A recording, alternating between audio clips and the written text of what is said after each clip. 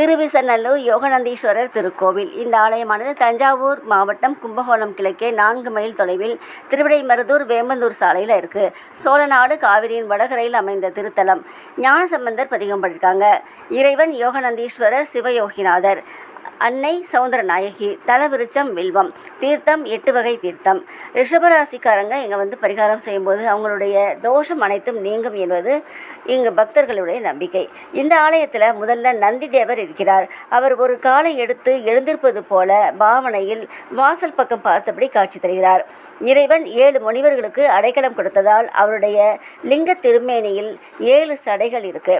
இந்த இறைவனை வழிபாடு செய்யும்போது குரு தோஷம் நீங்கி குரு அருள் கிடைக்கும் என்பது நம்பிக்கை. பெண் சாபம் நீங்கவும் இந்த தலத்திற்கு வழிபாடு செய்கிறாங்க. கேரளாவை சேர்ந்த அரசர் ஒருவர் பெண்ணை ஏமாற்றுவதும் அவர்களை வஞ்சிப்பதும் கொடுமை செய்வதுமாக இருந்தார். ஒரு கட்டத்தில் அது பாவச் செயல் என்பதை தெரிந்து கொண்டார். இதிலிருந்து விடுபட என்ன செய்யலாம் என்று நினைத்து கொண்டிருக்கும் போது ஒரு மகானின் அறிவுரைப்படி இந்த தலத்து இறைவனை வணங்கி பெண் சாபம் நீங்க பெற்றார் என்பது வரலாறு. மற்றொரு வரலாறு. இங்கு வாழ்ந்து வந்த ஒரு சிவனடியாரின் உயிரை பறிக்க யமதர்மன் தனது வாகனத்தில் வந்தார்.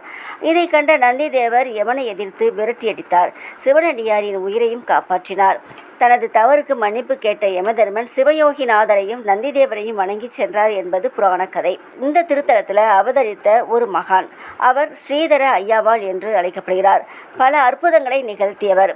இவரது இல்லத்தில் சிராத திதி என்று, அதாவது திதி கொடுக்கும் நாளன்று உணவு தயாரிக்கப்பட்டு அந்த வருகைக்காக காத்திருந்தார். அந்த சமயத்தில் அவர் வீட்டு வாசல்ல ஒரு தாழ்த்தப்பட்டவர் பசியால் துடித்து கொண்டிருந்தார். திதி கொடுக்க தயாரிக்கப்பட்ட அந்த உணவை அந்த தாழ்த்தப்பட்டவருக்கு கொடுத்து மகிழ்ச்சி அடைந்தார். அதை கண்ட அந்தணர்கள் எதிர்த்தார்கள். அனைவரும் நீ தூய்மையானவன் என்பதை எங்களுக்கு நிரூபித்தால்தான் இங்கு இருக்க முடியும், இல்லையேல் நீ இந்த ஊரை விட்டு போ என்றார்கள். நிரூபிக்க வேண்டும் என்று நினைத்தால் நீ கங்கையை வரவழைத்து அதில் நீராடி விட்டு வா என்று, இதுதான் உனக்கு பரிகாரம் என்றும் கூறினார்கள். அதை கேட்டவுடன் அவர் கங்கையை நினைத்து மனம் உருகி வேண்டிக் கொண்டார். அந்த கங்கையானவள் அவரது வீட்டு கிணற்றில் பொங்கி வழிந்தாள். விறுவிறுவென நீர்மட்டம் உயர்ந்து அது வழிந்து அது தெரு முழுவதும் நனைந்தது.